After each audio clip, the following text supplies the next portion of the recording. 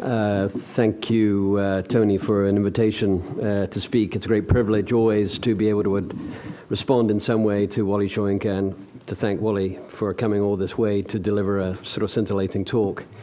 The last time he was here, incidentally, 12 years ago, I think that's right, to deliver the Elberg lecture, he was at that point wanted by the Nigerian junta for treasonable offences. And I remarked at the time, since I introduced him at that talk, that I think he was the only person that I could remember in my time around here who gave one of our blue ribbon lectures whilst being accused of treason. And he returns this time, not with the threat of the hangman's noose, as it were, but nonetheless, he's still absolutely in the thick of political controversy in Nigeria, not least with respect to the absolutely extraordinary case of the missing Nigerian president, who now for a couple of months has been holed up in Saudi Arabia with his goodly wife and a couple of personal advisors, steadfastly refusing to decentralize or devolve any executive powers to the vice president. And Wole has been centrally involved, and that's why he's actually running back this evening, in the political debate over exactly that conundrum of whether this is precisely the type of cynical manipulation of power that he described last evening. It all reminds me, incidentally, of the sort of good old days of the Soviet Politburo, you know, where you only knew if a particular Politburo leader was dead or had been removed from office at the occasion of the Red Square marches, when he was either there or not there, overlooking Red Square. There's something absolutely extraordinary about this spectacle of the missing Nigerian president.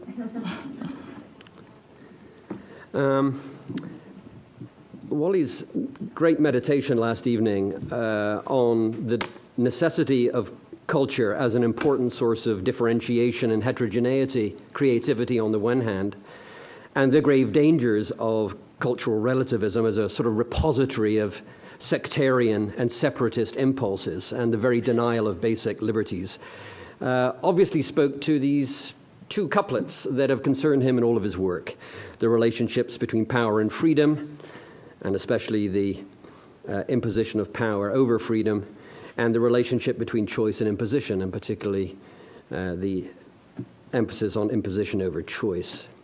That was central to his talk, and I'll try to raise a couple of questions about that. He did cover a remarkable swath of territory last evening, beginning with Obama's Cairo speech, which he referred to as timely and courageous, not least because it exuded a certain type of empathy, which, when expressed by an imperial power, is always something to be congratulated for, I suppose. But then he, of course, pointed out that the dreaded rattle of cultural relativism was snuck in through the back door when Obama, of course, talked about the need to accommodate. So that's where he began, and then he ended with, of course, a rousing call for the affirmative action of Ogun in German opera. So everything in between that is the territory that I suppose one should try to address. I'm tempted to rise and take the bait of a couple of issues that he threw out. One had to do with his accusation that my people are ideologically promiscuous. I'm referring to the English, having, according to Wole, seeded every known type of ideology in the modern world, all of which is derivable from the Magna Carta, no less. I also think I would want to rise to his ringing defense of school uniforms. I would double that. Thank you. This took me back to my grammar school in the 1950s, and not Wole khaki shorts and no shoes, but horsehair grey pants and those wonderful caps. I love the caps with the little logo, esse non videre, to be and not to seem, plastered and blazoned on the front. But all of this, of course, was a compelling critique of what I think he's quite right, which is the extent to which capitulating to all teenagers' sartorial aspirations is really, at the end, about class privilege. And that sounds about right to me. But I won't rise to those. I'll do something else, if I may, and I'll try to address this question of cultural relativism as a repository of custom and tradition, which ultimately is invoked, cynically or otherwise, to override choice and freedom, but also the alternatives to it. And I'm very struck by the fact that Wole used a number of terms to stand in for that alternative.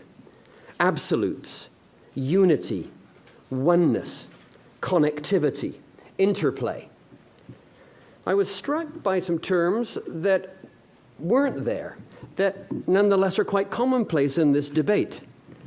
One would be cosmopolitanism, and the other was tolerance, would be tolerance, and I'd like to address those if I can, and perhaps the significance of why they're not there.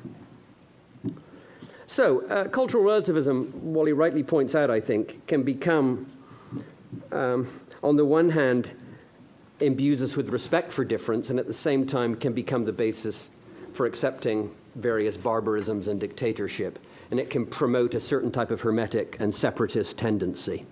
And he wants to explore those societies and states which fail to acknowledge that, or at least elect to invoke entitlements to cultural relativism in order to undermine or dismiss universalist sentiments, especially sentiments pertaining to human rights.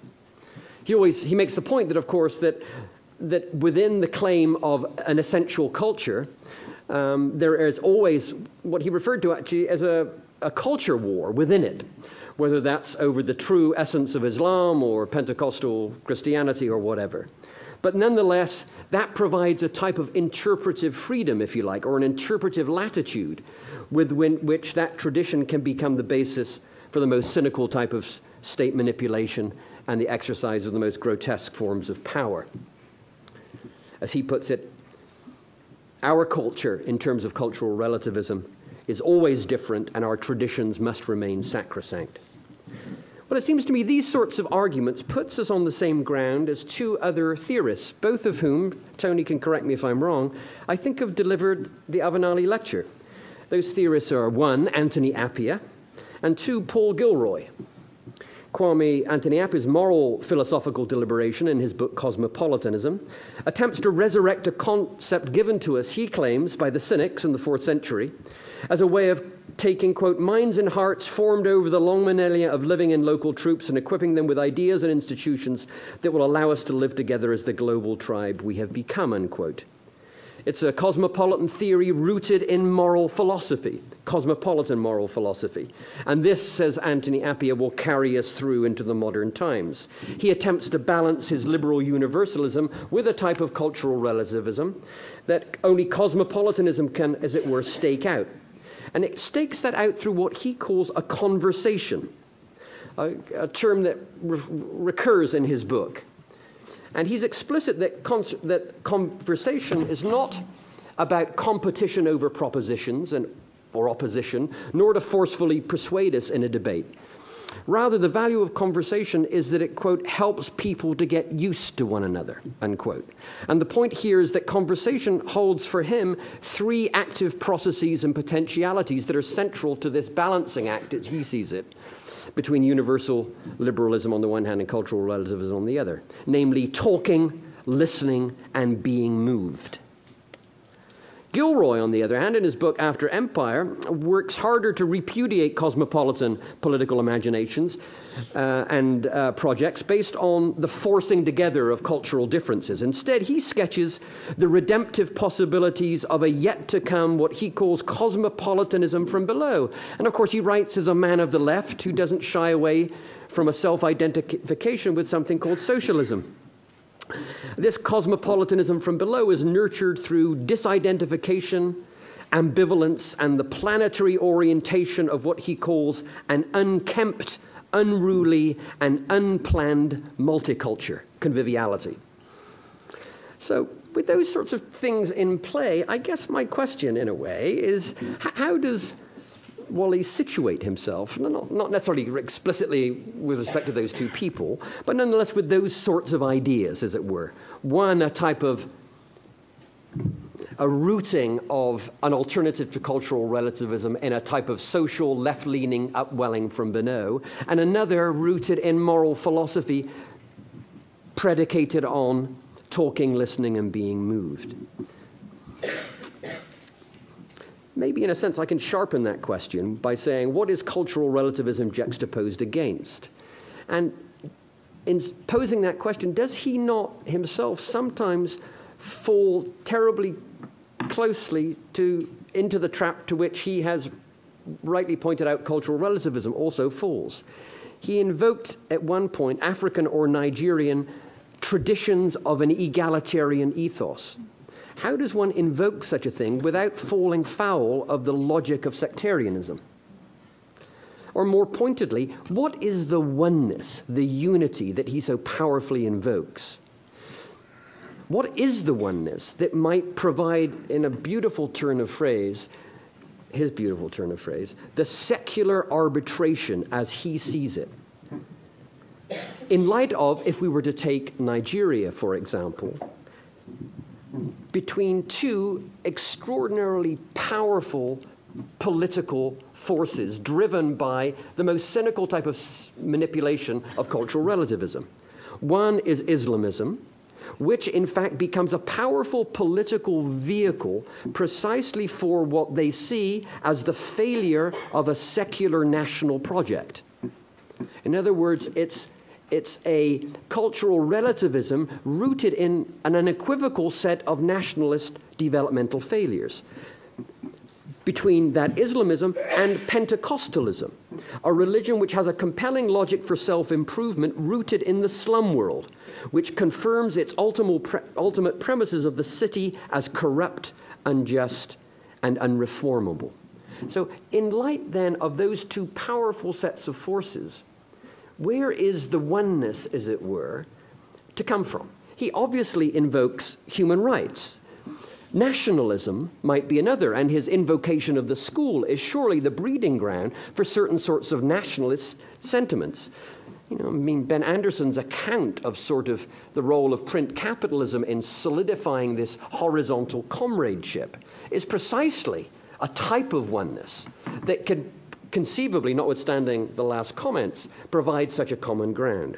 But in any case, my question would be, to return to Appia, what is the space or ground on which this oneness and unity can happen? In such polarized circumstances characterized by, in the case of Nigeria, precisely this deification of difference, rooted, moreover, in a savage form of neoliberal capitalism, which has demonstrably failed in all sorts of ways. Which brings me to my last point. And I'd like to, this is just an excuse to have Wole reflect upon contemporary Nigeria. And it seems to me it's this, that his account of cultural relativism has another aspect in the Nigerian case, namely in the drive, as I read it, is in the drive to independence in 1960. Certain non-racialized rights in overthrowing colonialism were incorporated into a constitution, were enshrined in the constitution. But so was something else, a cultural notion of indigeneity.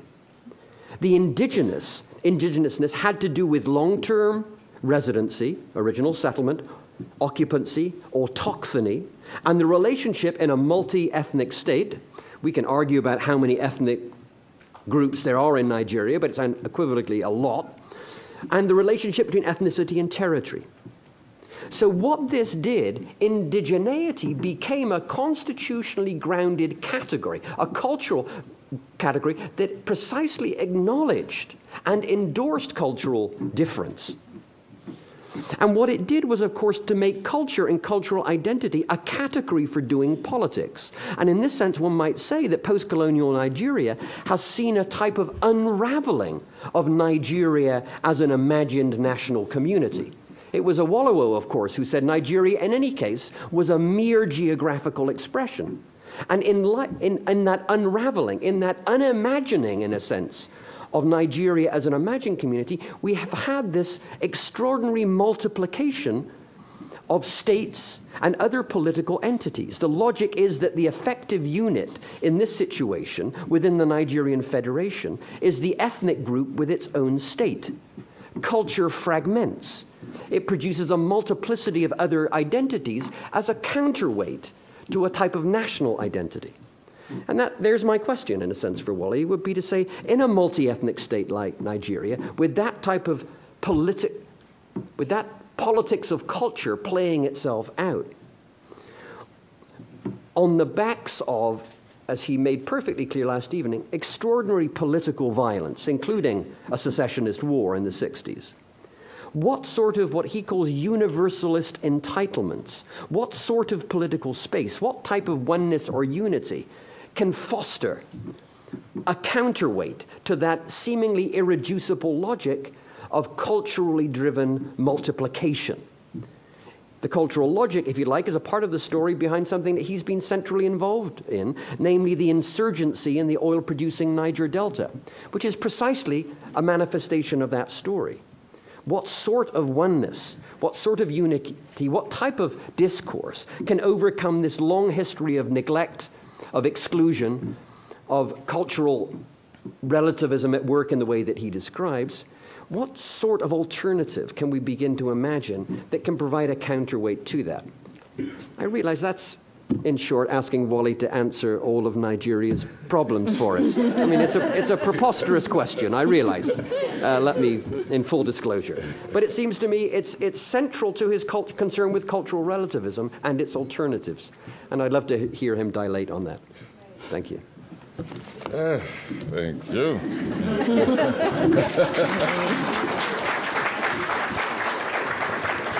Thank you. Well, to use Appier's expression, I intend for this to be a conversation. and don't think that I'm going to attempt to deal with all the points which have been raised here.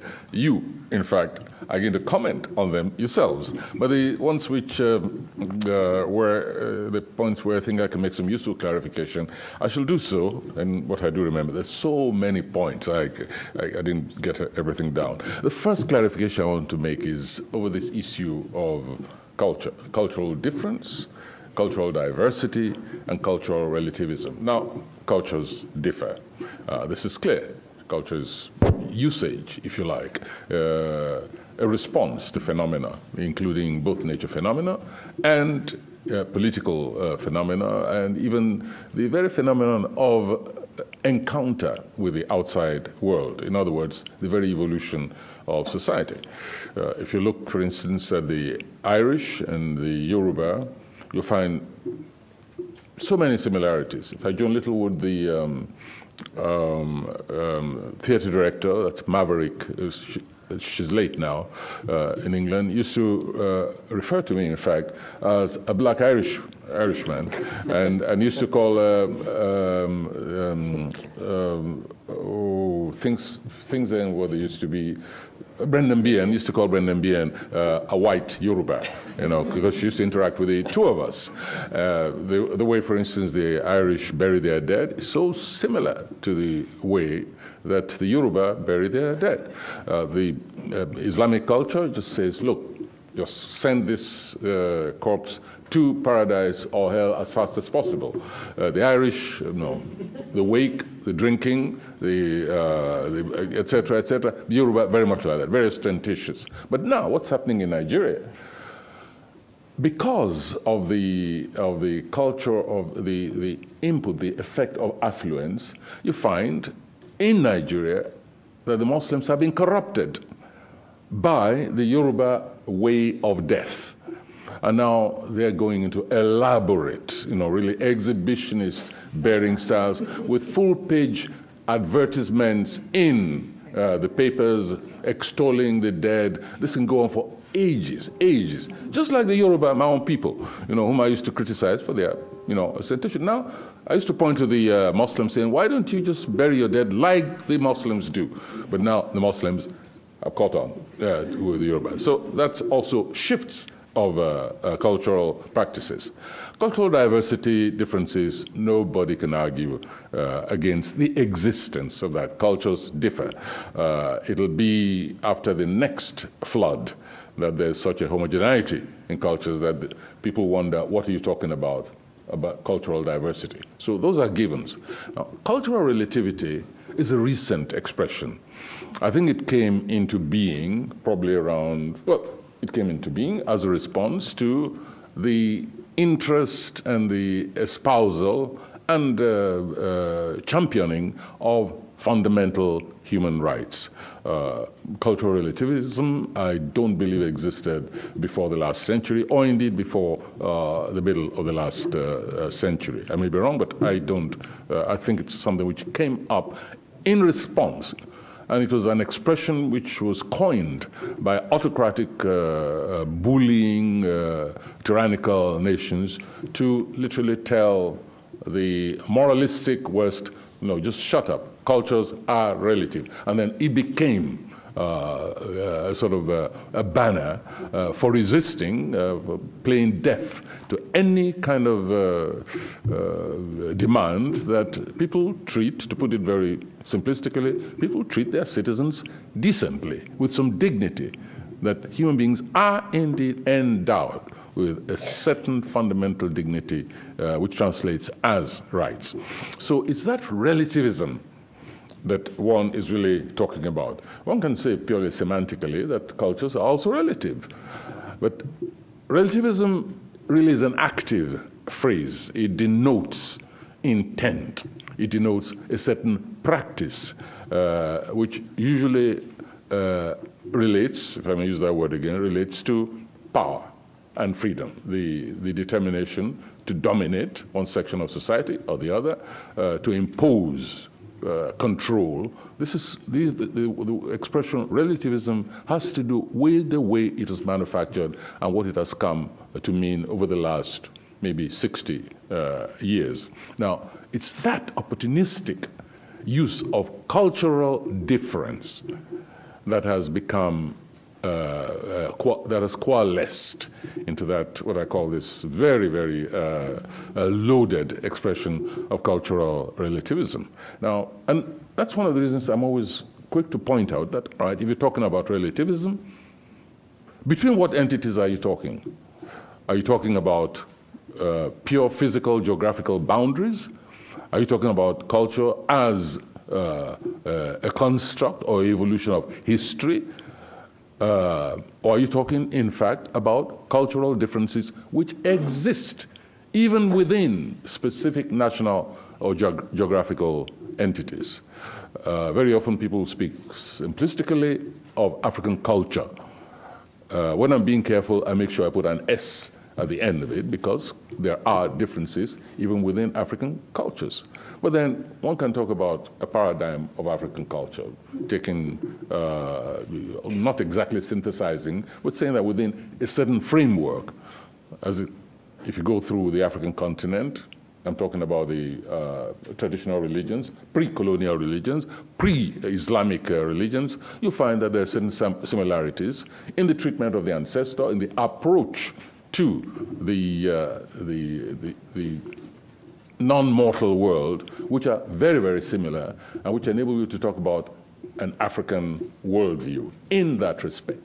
Beyond that, you have to be very, very careful. As I made sure I pointed out that even within Nigeria, the treatment of twins, the outlook on twins between the Yoruba and the Igbo, drastically different. You go further north, you look at the treatment of what you might call the, I don't want to use the word teenager, but not quite adult. The habit of marriage to underage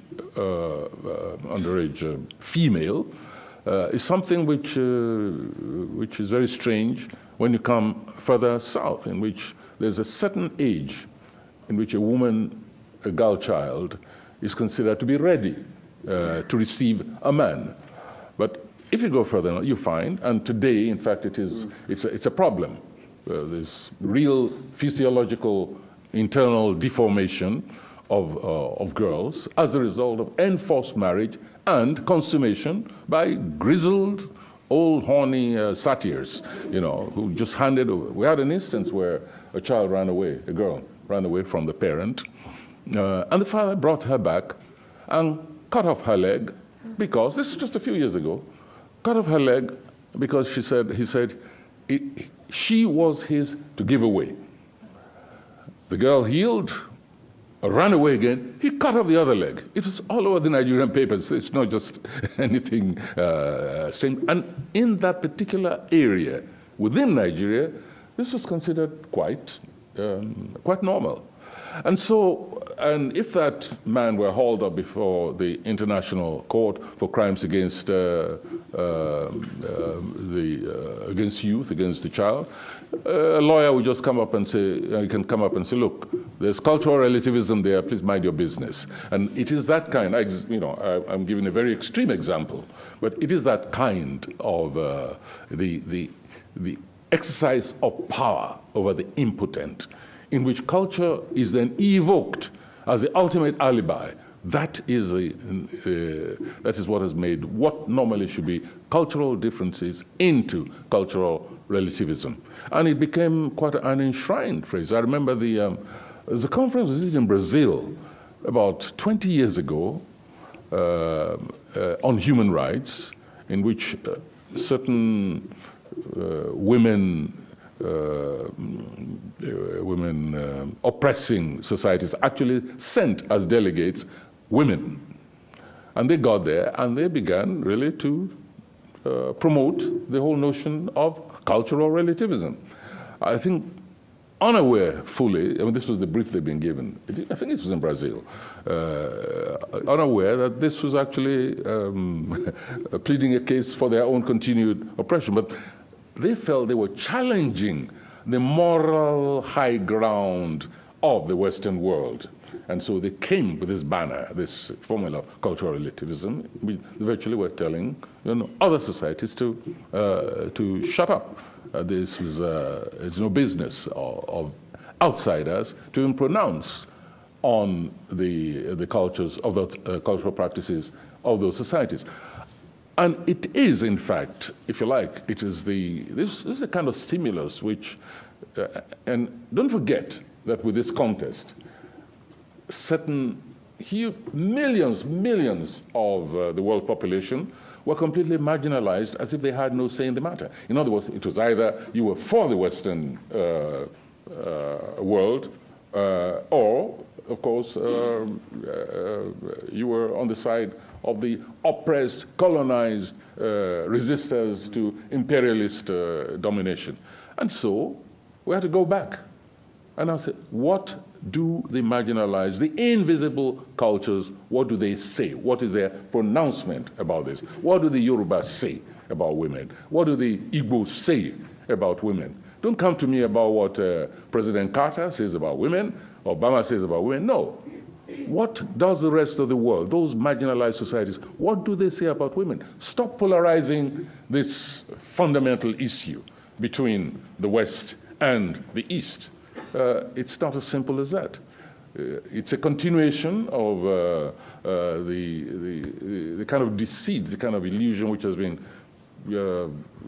which has successfully been spread around the world, that the world is split between Christianity and Islam. What nonsense! You completely relegate Buddhism, Hinduism, Zoroastrianism, if you like. You relegate all of that. It doesn't exist. Everything is between the West and the East. What was in the papers today? As if the Al-Qaeda knew we'd be talking yesterday. Al-Qaeda has offered now to train Nigerians, I suppose, sort of inspired by the fact that a Nigerian has now become one of them, if you like. Now they're offering openly to train Nigerians to wage war against Christians. It's not now against the West.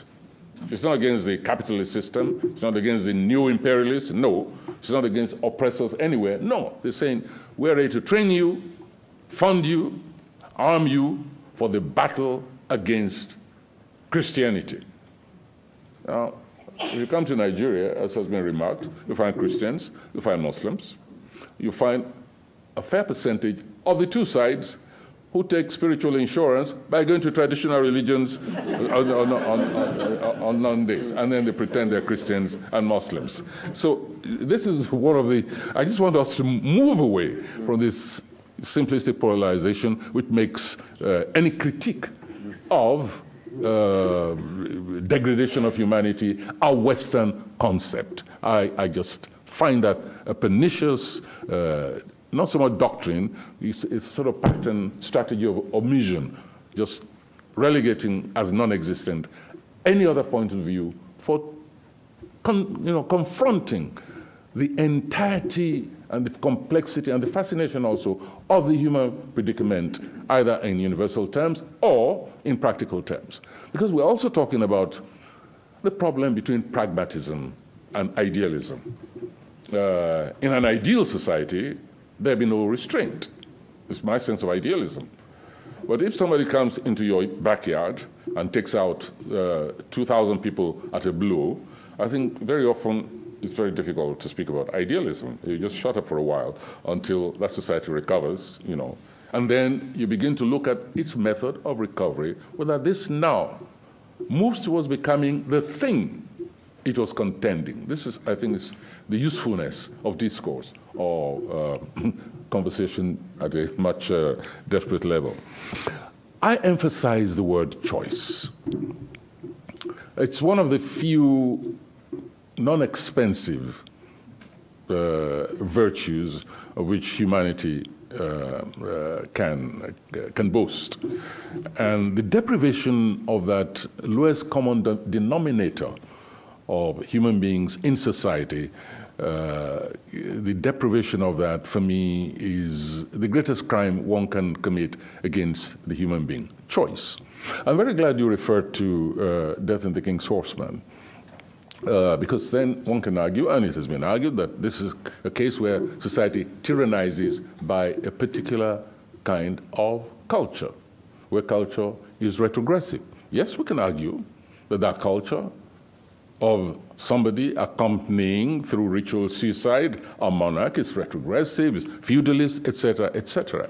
But the thing about the character in that play is that he chose. He chose a life of luxury, pampered by the entire society. Not one single wish of his could be denied by society, because he was grooming himself, preparing himself for the moment, and society was assisting in preparing him for the moment when he conforms to a particular tradition. He had a choice. In this particular instance, he had a choice. One of our most marvelous, he's dead now, unfortunately, comedians, both a writer and a performer, Olaiya, I think he started the Alawada team. He also used this theme in one of his plays.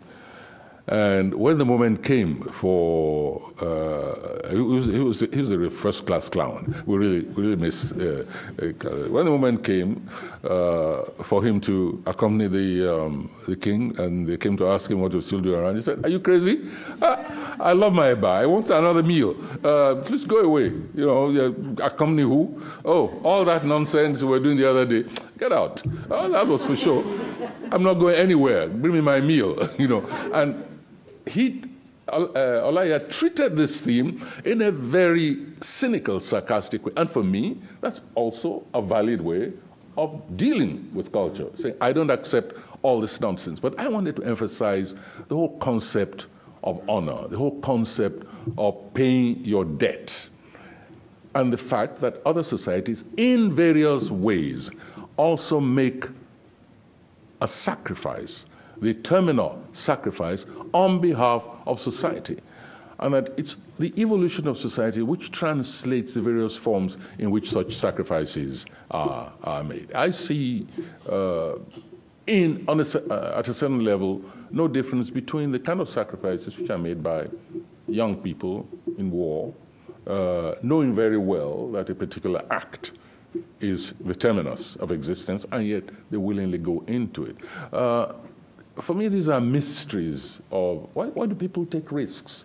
Why do they, without batting an eyelid, actually offer what is fundamental to, in fact, the very meaning of humanity, which is life? Again, that's, in fact, a more basic common denominator. Why do they walk willingly into it? And this story, this history, this bit of Yoruba history fascinated me enormously. That what kind of society is it that ritualistically places a burden, the burden of communal existence, survival, health on one single individual? And what nature of individual is it that accepts it willingly? This story, by the way, took place in, I changed certain details for dramaturgical reasons. The son was actually in Ghana in Accra, not in England. I transferred it because I wanted to look at other spheres of human, self-sacrifice. He was actually in Ghana. He was a trader, and he came home and found his father was still alive, and he was just so ashamed he committed suicide. It was a real story, and I wanted to plumb into the psyche of both the individual and the collective psyche of society, which somehow manages and is confident in its existence through such, to you and me, irrational exercises. I try not to make a judgmental situation. I hope, the district officer, for instance, I made the district officer speak like Alawada, the Olaya, the comedian. He wrote his play after mine, when he says, let me ask you a question. You Yoruba, you also have in your culture this thing where, you see the elder about to step into the unknown, to the other world, and you say, greet my father over there, greet my grandfather. Do you think he goes willingly? And I deliberately put that in the mouth of the district officer to remind Eleshin and Yaloja and all the others that, look, there's also another point of view to this. That's why I say in my lecture, I mistrust absolutes. I try as much as possible not to accept absolutes, because absolutes are always debatable. And very often, absolutes are used, in fact, for the purposes of power. For the purposes of power. Say, this is an absolute, and therefore it's not open to debate. It's not open to discussion. This is an absolute. This is the goal towards which, in fact, the entirety of society, the entirety of humanity is moving. There can be no discussion. It can be an illusion. It doesn't matter. It's an absolute. And there's so many other absolutes in life. You use the word, I deride the Deutsche Opera. No, I didn't. I was just speaking tongue-in-cheek. I recognize, quite honestly, the dilemma with which the Deutsche Opera was faced. And I've used this incident, I've inserted it into about 3 lectures before, incidentally, because I spoke of pragmatism and idealism. In an ideal world, of course, freedom of speech should never be contested. And yet, those who have to manage the affairs of society have to confess that they are sometimes worried when they're defending this ideal point of view, and therefore they make compromises. And where do we actually critique the decision, the pragmatic decision of society? How do we do it? How do we measure it? Now, my tendency, personal tendency, is to say there's a defense, there's a kind of lowest common denominator of self-defense. And that is that if you wish to impose your will on me, then I must resist at whatever cost. And therefore, when it gets to the point where a section of society says, you cannot offend me, I ask, if I give you offense, how much harm does that do to the overall society? And is society not harmed in some way, not diminished by the failure to exercise this fundamental right of freedom of expression? If I'm staging a play here which offends you, then don't, if you hear about it, don't come in. You have a choice, just walk away. But you cannot say that you are going to cut my throat because I staged the play, because then I will stage the play, and I'll do my best to cut your throat before you cut mine. It's as elementary as that. And so there are those issues of just pragmatic dealing. Does the tail wag the dog, in other words? Which is the larger benefit? Which is the larger community? How far can we ensure the rights and privileges of the minority so that it's not at the expense of the majority? These are issues which are open always to conversation. But if you say you already have an absolute and there's no no conversation. I use that expression not quite as idealistically as Appiah uses it, but if you say there's no discourse, there's no discussion whatsoever, then a certain aspect of what makes us human beings is already jettisoned, is already surrendered. And I don't accept that, in my personal philosophy. Tolerance, I use the word tolerance very carefully. I prefer to use the word intolerance because tolerance also has a sort of condescending connotation about it. I like to speak in the opposite way by denouncing intolerance rather than using tolerance actively. Secular arbitration, right. When people have faith in something, when they believe passionately, whether in gods, but something unprovable, something which exists in the imagination, like the kind of world you and I create in our poetry and so on. When things get to a point where there's a reification of what properly belongs to the imagination, then you need a common denominator, and that can only be something outside the parameters of belief. In the case of religion, it's secularism. At least we are all secular beings. We only add the religious dimension to ourselves. Now, I, again, am not a fundamentalist anti-religionist. Religion is a marvelous construct. It's, for me, a testimony to imagination, the capacity to imagine something beyond, outside ourselves. I think it's to the, it ennobles the human beings. It's when you take that zone, that realm of imagination to extreme limits, that is when there is problem on this secular, mortal here and now. But the ability to imagine beyond what is provable, I think is one of the things which, for all we know, because we've never really dissected the psyche of the animal, maybe they also have their own imaginative realm. I think it's, there is, I don't find the word God or Allah as obscene as some people, or Yahweh or whatever. I don't find them obscene. I don't find them counterproductive, because imagination must always be exercised one day. And I would rather it was exercised in the direction of the unprovable realm than exercised in a direction which leads us to the atom bomb. The atom bomb and other weapons of mass destruction begin with feats of imagination, with the symbolic world, the mathematical calculations and so on, and then you relate that to how many protons you can get out of whatever, all those foolish things, destructive things. I would rather it was exercised. But when now that realm becomes so reified that you have to destroy humanity, then humanity has a primary responsible to defend itself. Defend it by argument, and that's what I use by the secular arbitration. What is it that is common, lowest common denominator between all the various realms of the imagination? That is a secular basis for coexistence. Coexistence, not oneness. I didn't say oneness, coexistence. Because if there are differences, then we've got to find formula for coexistence.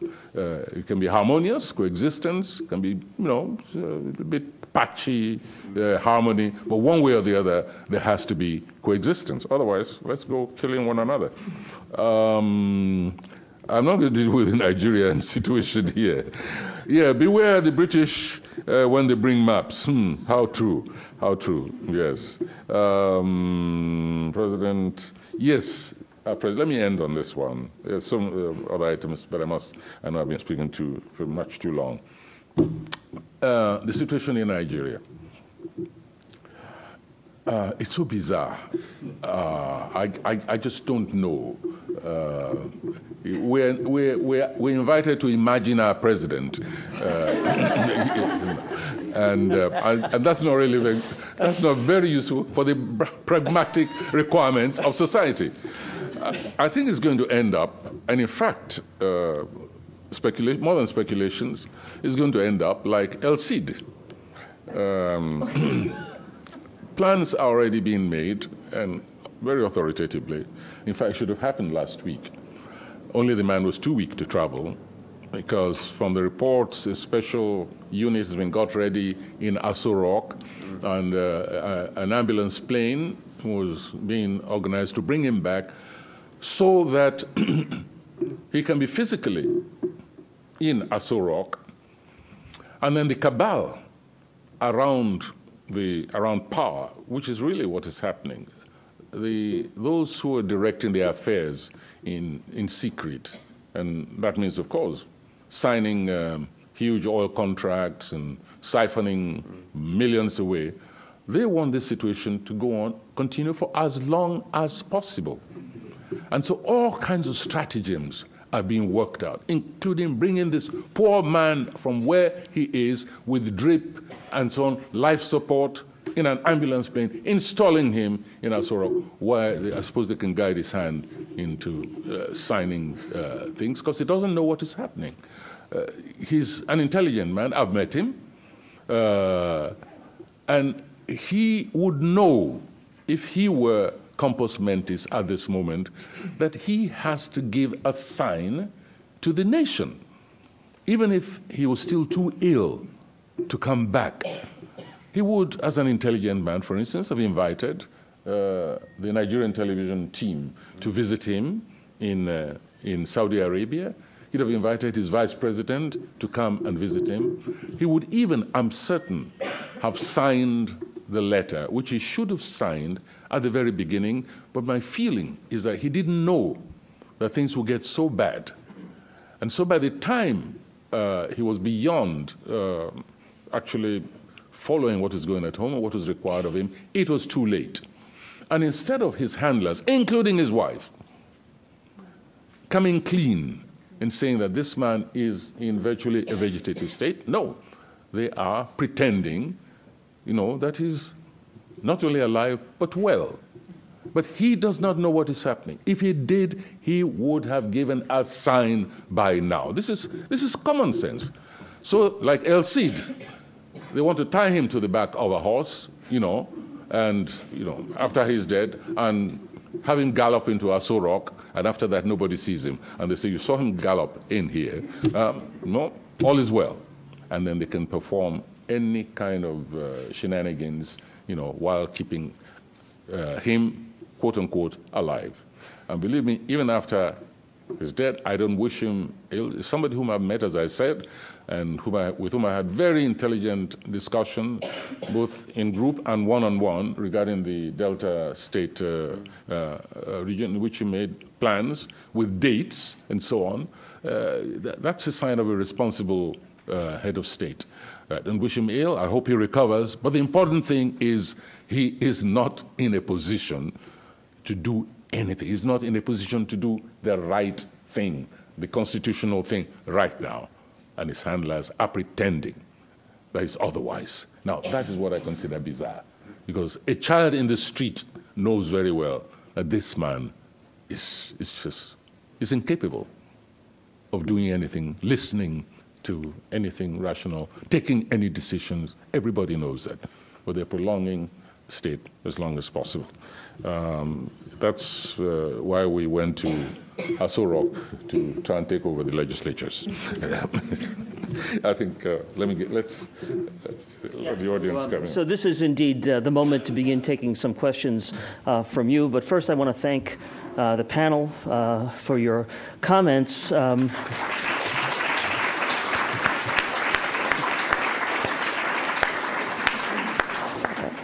And really for the lightning speed at which you work to prepare these very, very interesting and provocative remarks, not least because they just gave us another opportunity to hear from Wole Soyinka again. And so in that spirit, I'd like to invite questions from the floor. I think I'll stand here at the podium just to kind of do a little air traffic control. But if you would stand up, speak in a loud voice, and direct your question to one or another member of the panel in particular. Yes, here. My name is Patrice. I'm not an academic. I routinely identify myself as a Ugandan American. Is the microphone working? Yeah. Yeah. Hello.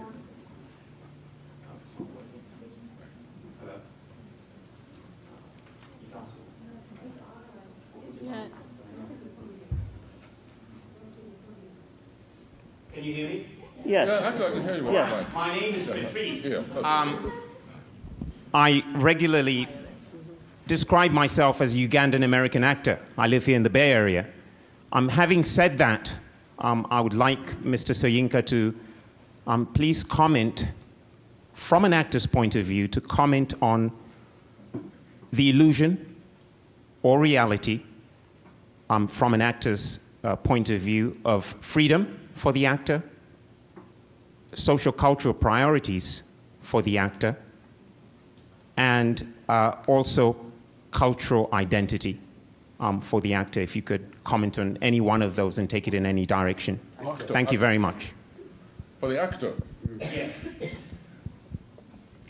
Are you a member of Equity? Because I've just done my first film. It's a Chinese American film. Okay. Because Equity is there to defend your rights. We can talk about the rights of the actor in abstract, but when it comes to contracts, get a good agent and make sure that your union is solidly behind you. That's all I can say about the rights of the actor. Yes, let's take another question if we could. Because I don't know what other rights you want. But oh, identity.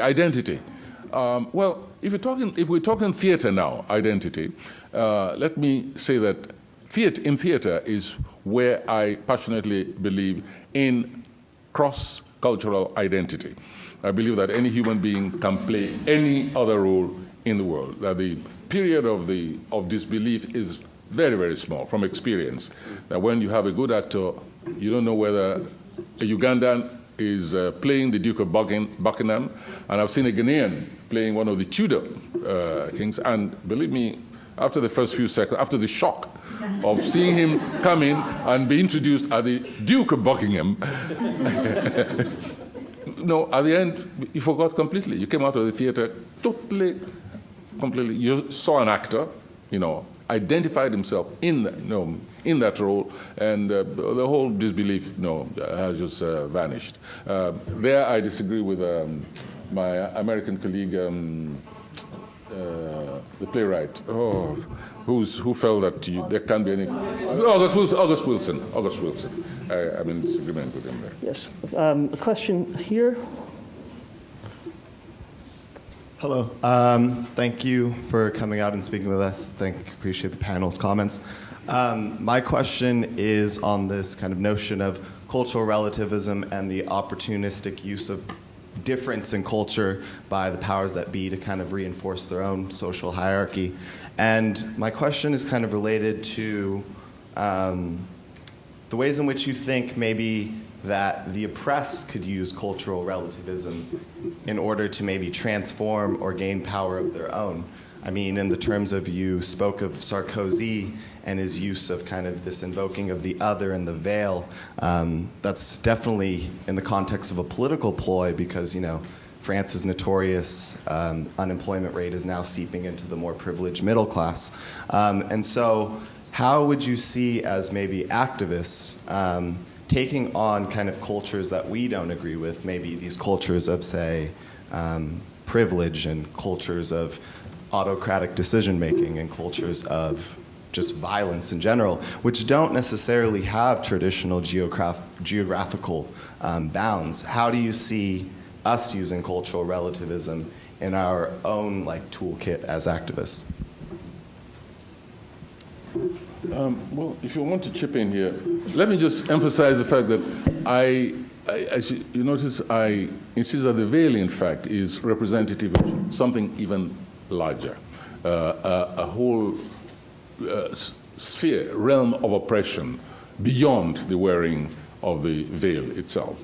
And I did an unsuccessful adaptation of Oedipus at Colonus not so long ago, in which I inserted some lines conceding the fact that there are women, in fact, who approve of the veil, who are actually content with it, and I went further, distinguish between one form of physical veiling and another, which they considered constructive and just degrading, and another in which they actually lauded the sense of mystery with which, which envelops a woman, and they seem to relish it, just to make sure that the issue of choice is never lost, I mean, my personal feeling is that there will come the day when these women will take the veil off and strangle their menfolk with it, for the Inquisition.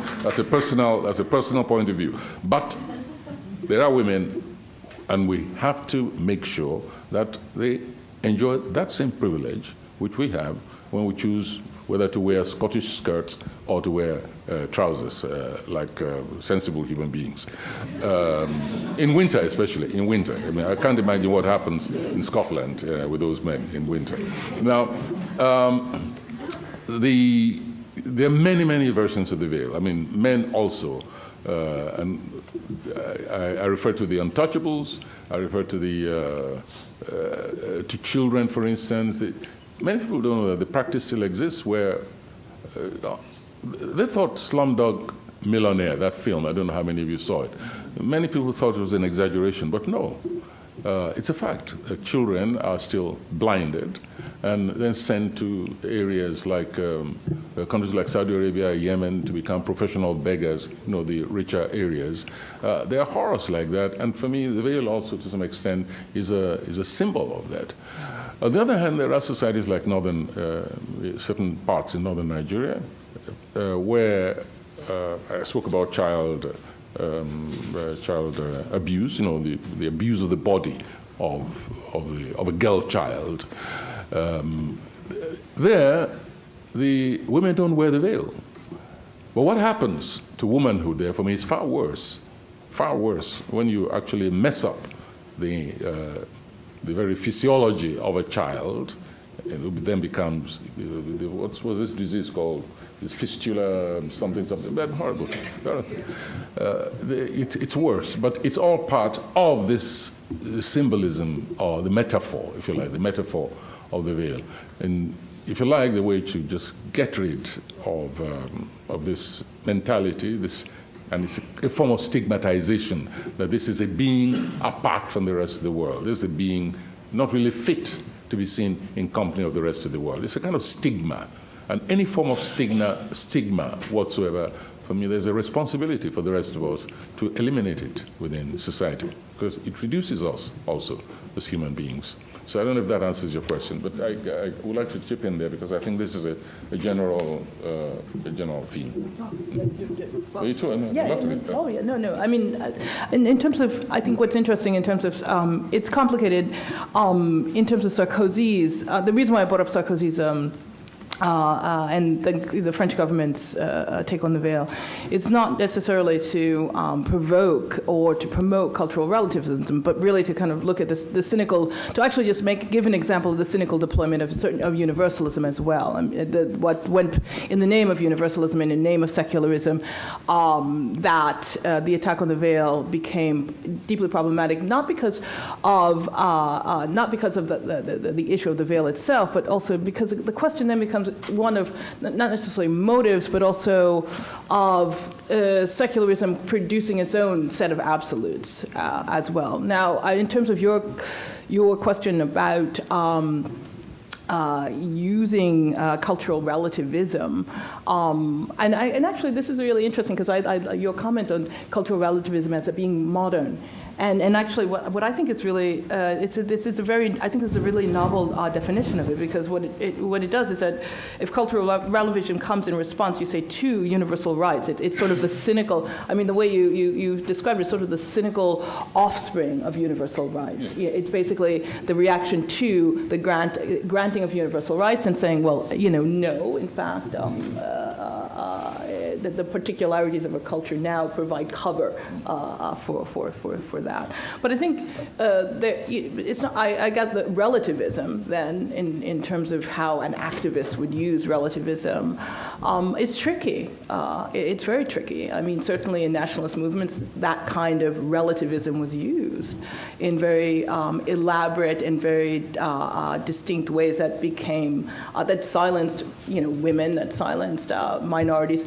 I think what's rather interesting, too, is that your point in terms of the cultures within cultures within cultures within cultures, and that ultimately there's some mode of critique going on at all times to various impositions or pronouncement of what a culture is. In the minute a nation says that we are this, there are various smaller constituencies that are saying and reevaluating and critiquing it from within, and within them, that orbit, within the orbit of women, there are various critiques occurring as well. The complicated nature of something like the Veil is that that on the one hand you do, it's like in Turkey, I guess I can't remember in the 90s the name of the movement, but the women were very instrumental in promoting not necessarily the veil but the hijab, which was again a critique of the hyper-secularization of Turkey, because Turkey the modern Turkish state is understood itself as hyper-secular. So you always have this relation of reaction, but the question is that reaction is what it is. It's reaction, and it's something of a powder keg. This isn't to say, do these, and I guess I brought up the question of faith, because the question is, how is it being deployed? People do believe in this, but the question is that it's always, it's always related to some power move, and it's complicated, but that's that. Okay, we have a question here up in the front, please. Yes, just wait 1 second for a microphone. Thank you. Austin Ahanutu, from Nigeria, Owerri. I attended Baptist College, Wole. Know you very well in the 60s. So you have a very soft voice. So. Can you speak up, please? Yes. Wole says what is happening in Nigeria is bizarre.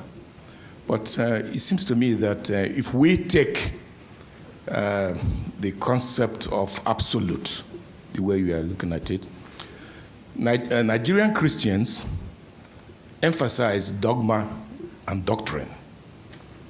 Nigerian Muslims emphasize the law, absolutes. The secular arbitrators in Nigeria are not in politics, like Wole himself. They are arbitrators, they are at the side. My question is this: when will the secular arbitrators in Nigeria become politicians?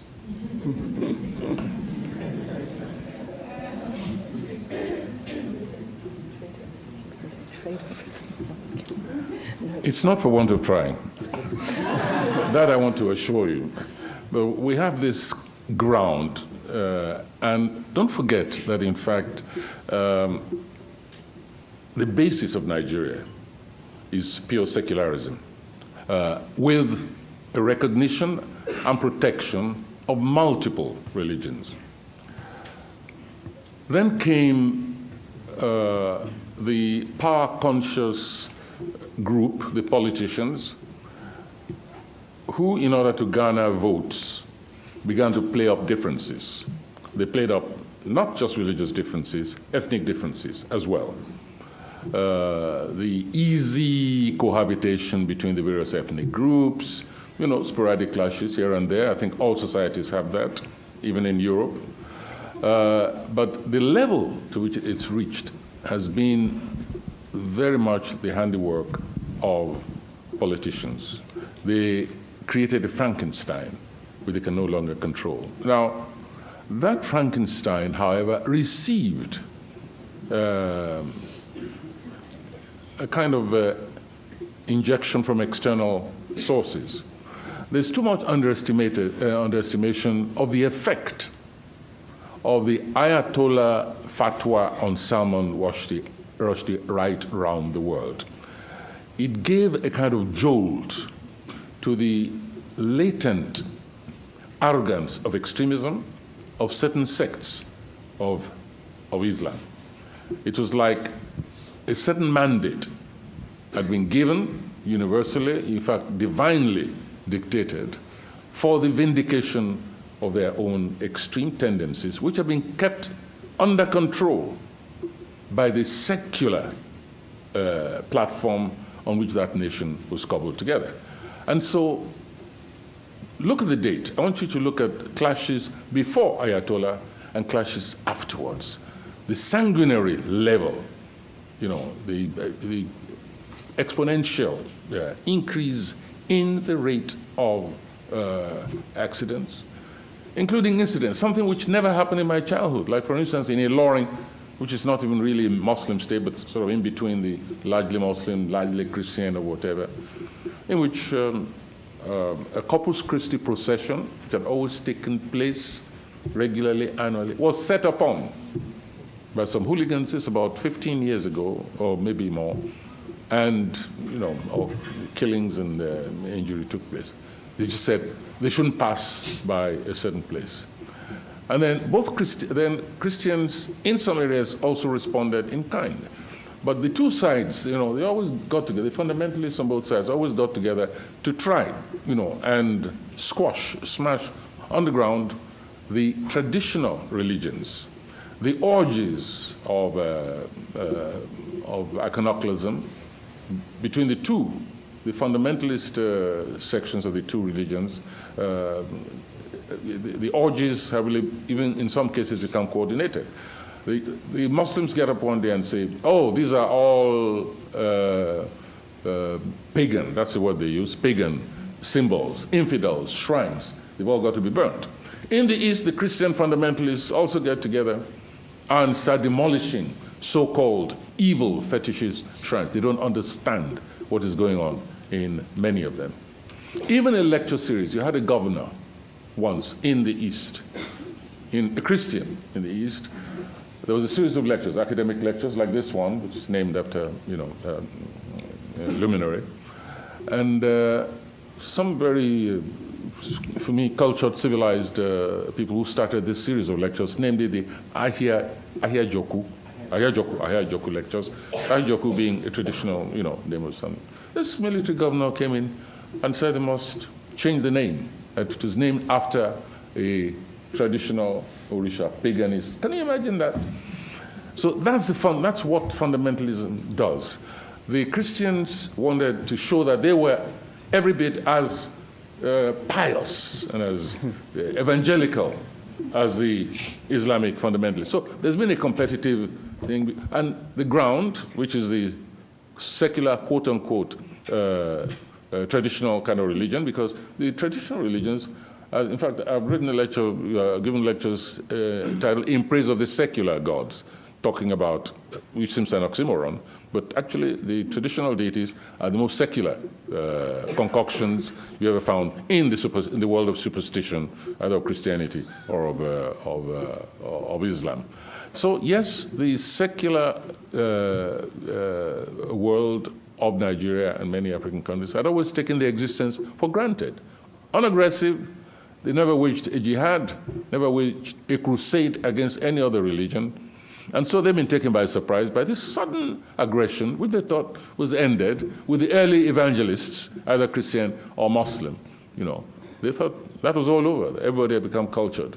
But there was a watershed. There was a watershed in the religious partisanship and fanaticism. A watershed, that watershed was that fatwa pronounced by the Ayatollah on Salman Rushdie. It's affected virtually every corner of the globe. Yes, on this side along the aisle. Yes. Thank you very much. And I really appreciate the input from all of you in terms of your interpretations.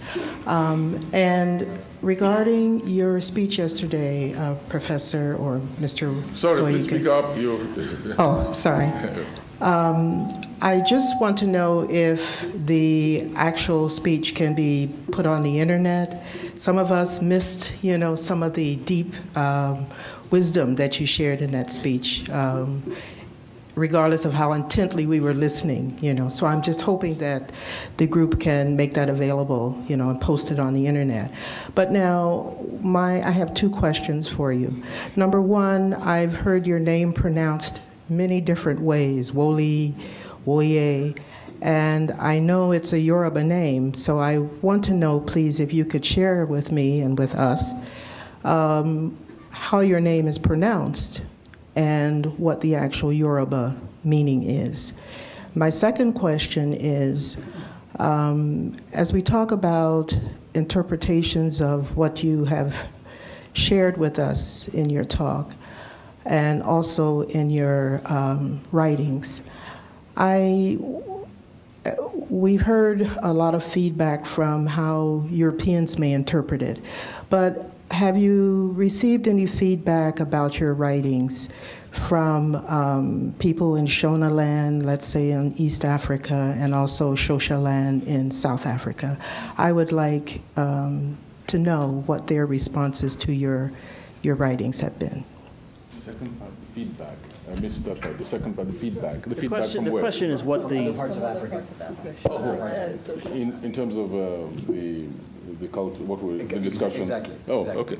Oh, first of all, the full name is Oluwole, which means the Lord has entered the home. But actually, I prefer the other one, Soyinka, which means Oshoyimika, which means I'm surrounded by sorcerers. It annoys Christians and Muslims, you know.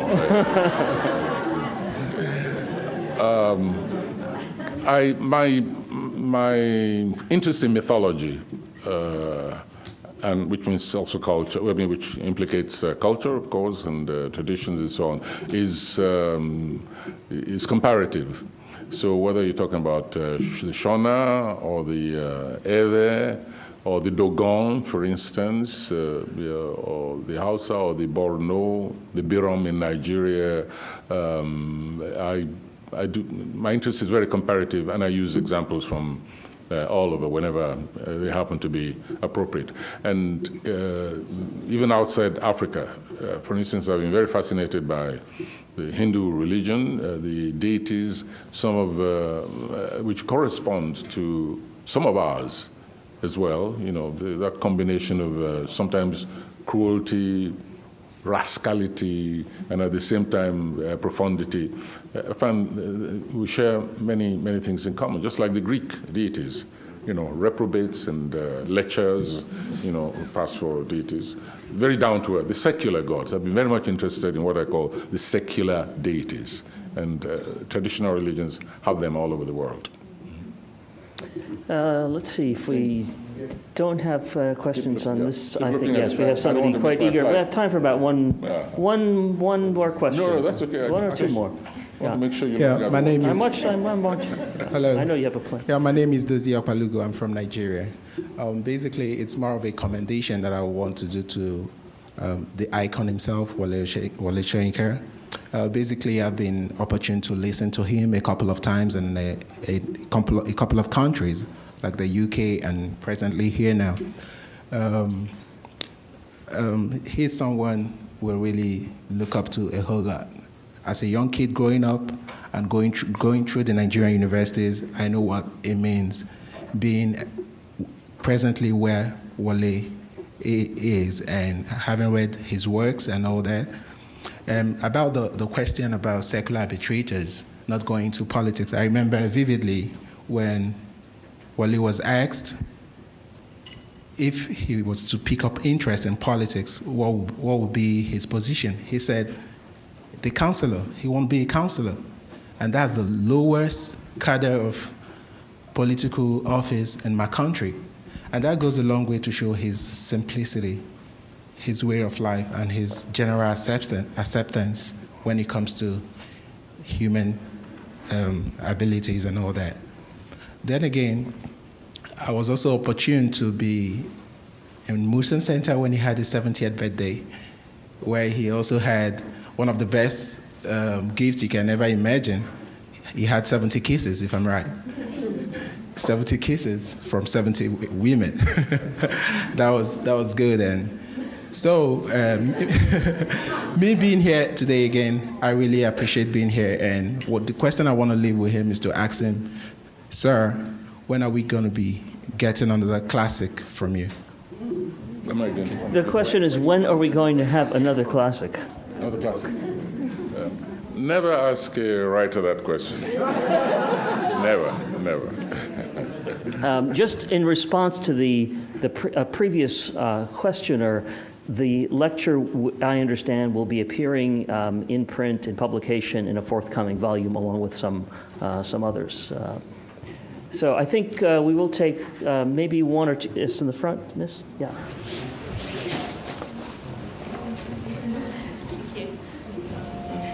I'd like to thank all the panelists and Professor Soyinka, and I'll try and make this brief, although it's a complex question. Like you, I am an activist. I'm a Kenyan, and like you, I'm also a theatre artist. And like all of us on the continent, I struggle with the crisis of governance that we are facing, that is epidemic across the continent, and that is fueled by the individual crises in each state. And that crisis of governance seems to be underpinned by the imperial presidencies that you've described so well in the case of Nigeria, and the imperial presidencies enshrined in other countries across the continent, as well as the usurpation of the democratic process. So even where we have incredibly successful elections, as we had in Kenya at the end of 2007, at the point where it appears that we are actually going to see the will of the people and peaceful transitions, we have the electoral process halted. What we seem to have seen in response to that is, and I put this in theatrical terms because I see it that way, is a shifting of the theatre of engagement, where a new generation has seen that to constantly engage with imperial presidencies and with that shutdown of the democratic process within the country is repeatedly frustrated. And so we've seen the engagement with international processes of justice and international courts. So here in the Bay Area, for example, last year there was a class action suit brought against Chevron by the people of the Niger Delta. And in Kenya, in Sudan, we've involved the international criminal courts to bring to justice the architects of the post-election violence and the violence in Darfur. I would like your opinion on whether, on this as a strategy, on what directions you see opening up from this, and as a theatre maker, whether you actually see this as an expanding of the realm of the political imagination to the larger spaces in which we can create a new discourse for justice. Thank you. Well, you have an advantage over others because you're in theatre, and you can take your revenge, on these people in the theatre. I do that myself, to frustration. And the first thing I was to recognize is that there's no perfect democracy that I know of, but to adapt George Orwell, some democracies are more equal than others. And I think we have only one mission, those of us who believe in the egalitarian principle of input into how one is governed, just to try and get to the stage where we can boast that our democracy is more equal than all others. What happened in Kenya, for instance, was a horror event after the elections to which you refer. And these are the consequences of toying with the will of the people. The people can seem very docile for quite a while, and that very often is a danger, because when finally things boil over, the eruption takes the form which you had in Kenya. And what we're trying to do in Nigeria is to try and see where one can head off that moment of absolute catastrophic detonation. But surely it will happen, because human beings also see what's happening over the wall. They see the liberation of others, and they will not always accept half a loaf, which their leaders like to ram down their throats. That's all I can say. It's just working at it and then handing over the baton to the next generation, yours. All right. And with that, I think we are, in fact, out of time. I'd like to thank very much Catherine Cole, Donna Jones, Michael Watson, Wole Soyinka for being with us. Thank you. And thank you all.